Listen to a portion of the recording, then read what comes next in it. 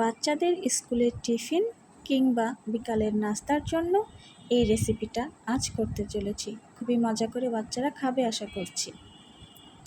সেই জন্য আমি গাজর গ্রেট করে নিয়েছি 1 কাপ, আলু সেদ্ধ করে গ্রেট করে নিয়েছি 1 কাপ, ডিম সেদ্ধ করে গ্রেট করে নিয়েছি 2টা। সমস্ত ডিম, আলু এবং গাজর গ্রেট করা একটা পাত্রে আমি নিয়ে নিলাম।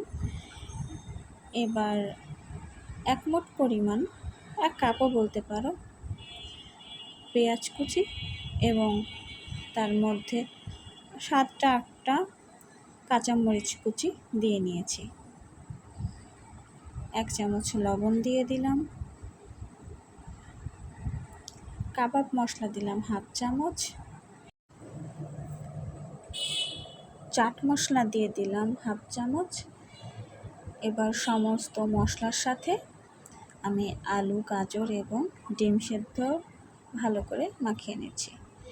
চিলি ফ্লেক্স দিয়ে দিলাম, প্রথমে 1 চামচ দিলাম, মানে 1/2 চামচ প্রথমে, পরে আর 1/2 চামচ, মোট 1 চামচ দিয়েছি। বাচ্চারা ঝাল কম খেলে আপনারা ঝাল কম দেবেন। এবার একটি রুটি তৈরি করে নিয়েছি। ময়দার রুটিও হতে পারে, ময়দা দিয়ে, কিংবা আটা দিয়েও হতে পারে। আমি সাদা আটা নিয়েছি। সেদ্ধ করতে হবে না, এমনি কাঁচা পানি দিয়েই এটা ভালো করে মথে নিতে হবে। সম্পূর্ণ পুরটা রেডি হয়ে গেছে। মাঝখান থেকে আমি একটা ফালি করে কেটে নিয়েছি, দেখতে পেয়েছেন সবাই। এবার 3টা ভাগ করে নিলাম। 3টা ভাগে আমি 1 চামচ 1 চামচ করে পুরটা দিয়ে দিলাম। এবার ভাঁজটা ডান পাশ থেকে ভাঁজটা শুরু করব, তাহলে খুলে যাবে না, সুন্দরভাবে এঁটে থাকবে। ভাঁজটা দিয়ে দিলাম। এবার একটা ডিজাইন করব, মূলত ডিজাইনও বলতে পারো, আর খুলে যাতে না যায় সেজন্য একটু দিয়ে দিলাম। কাঁটা চামচ দিয়ে আটকে দিলাম, একটু চেপে চেপে দিলাম। তাতে কি হলো, ডিজাইনটাও সুন্দর হলো, দেখতে অনেক সুন্দর হলো, এবং পুরটাও বেরিয়ে যাবে না, আটকে থাকবে। এই তো রেডি হয়ে গেল।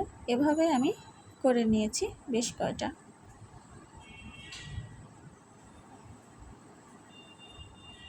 এই যে সাজিয়ে নিয়েছি সবগুলো। এবার ভাজার জন্য তৈরি হয়ে গেছে। সবগুলো ভেজে নেব একটা একটা করে। সুন্দর লাগছে দেখতে।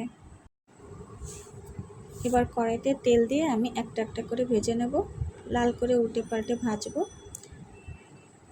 এভাবেই রেডি হয়ে গেল আজকে। আল্লাহ হাফেজ।